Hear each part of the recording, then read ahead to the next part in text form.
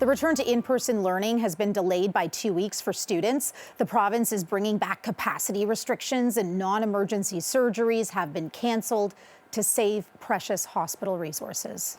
Can these measures blunt the impact of COVID-19? How do we get kids back in the classrooms for good? And how do we ease the pressure on our hospitals? Joining us tonight is Dr. Abdu Sharkawi, infectious diseases specialist with the University Health Network, Dr. Martin Betts, chief of critical care at Scarborough Health Network, and Raywat Deonandan, an epidemiologist and associate professor at the University of Ottawa. Thanks so much for joining us. Happy New Year to all of you. Dr. Sharkawi, we'll begin with you. You know, so much has been said about the Ford government's approach. Was there a way to avoid this? Where did Ontario go wrong? Boy, I don't know where to begin. I think the issue is, when did we decide that we were going to become more proactive about this, and when should that have started? The concept that somehow Omicron snuck up on us and that numbers had skyrocketed over the weekend is just difficult to digest for most Ontarians. We've known now for several weeks what the exponential trajectory of this variant was going to be. We knew that irrespective of whether it was mild or more severe in terms of the type of disease that it was going to cause, that the rapidity of spread by itself was going to be very, very problematic. So, while I'm somewhat heartened by the idea that we are doing some things to try and limit the spread, and unfortunately school closures have become part of that equation, what I'm really worried about is that these blunt instruments do not really address the root cause of the problem. The major issue here is finding ways to help people manage this outside of the hospital, to prevent transmission in ways that don't require access to healthcare resources, and being able to do things in a household and on a family basis that's going to be able to manage this. And that hasn't been done here. It's very worrisome. If everybody decided right now that they would stay in their own home and not move for the next week, that still would not address the problem. So a 2-week school closure, for example, is not going to address this. It's going to slow things down very little. What we need is true safety measures. Are we going to provide more effective masks for everybody going into these school environments and in every essential work environment? Is there going to be expanded eligibility and mobilization of booster vaccine clinics for every age group, particularly kids and education staff?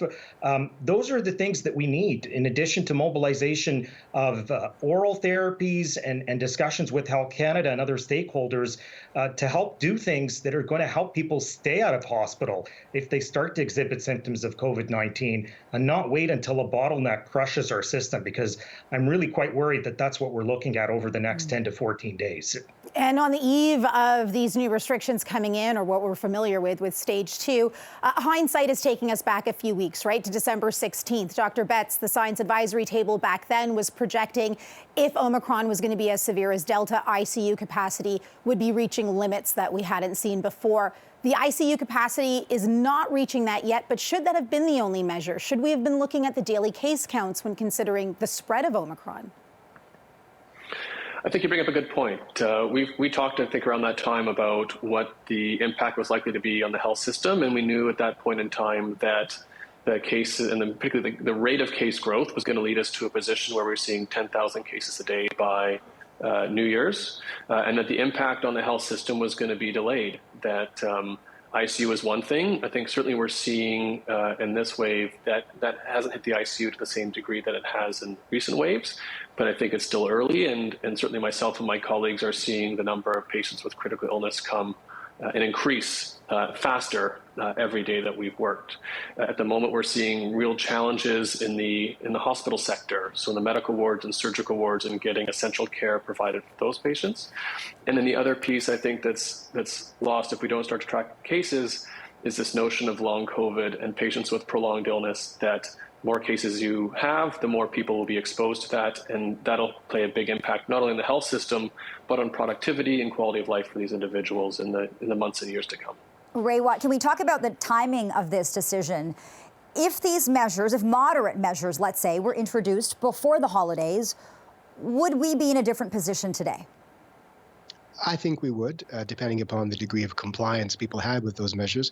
But what measures are we talking about here? The same ones we're always talking about. HEPA filters for schools, N95 masks for students and workers, mandating vaccines for educational workers, making boosters more available for everybody, and fixing the equity issue across all of society. Who gets access to N95s and rapid tests and HEPA filters? The wealthy in general.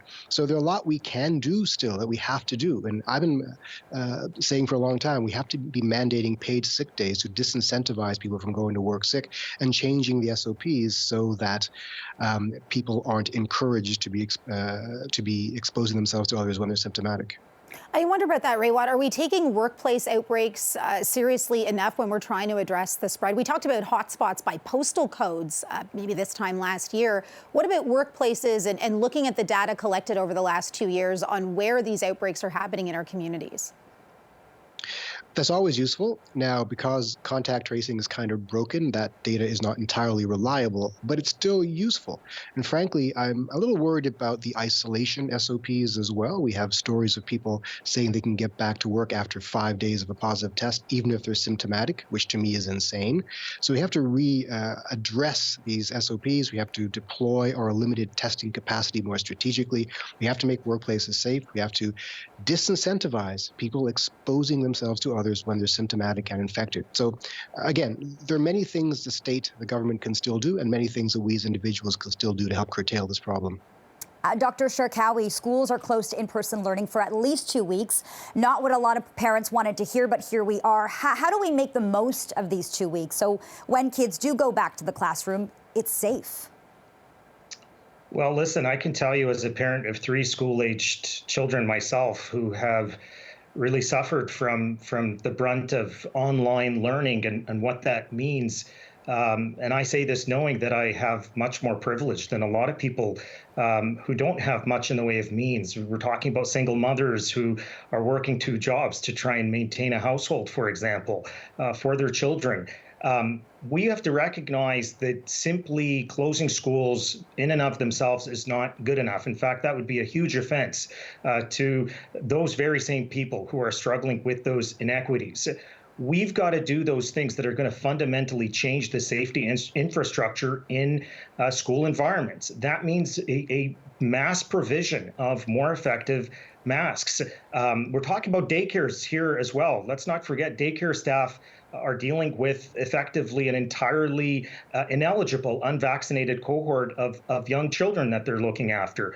We've got to address those points. We've got to make vaccination more widely available to these people, to make it a priority for them, to make rapid tests available. And, this has been a hot button issue for a while. They're not perfect. Well, they are fraught with these problems and not. Listen, nothing is perfect in a pandemic, but perfection is the enemy of progress.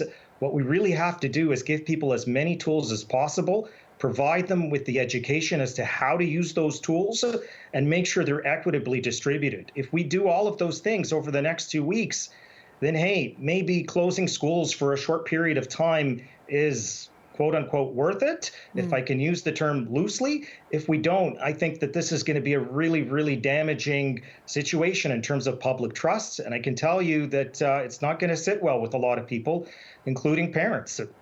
And those single mothers you talk about, Dr. Sharkawi, they work in hospitals and ICU. Dr. Betts, how worried are you about staffing issues as schools remain closed? Absolutely, and I think you could even make the case that schools being closed puts a heavier burden on many of our nursing and physician staff that now have new childcare responsibilities that they didn't anticipate having coming into this week.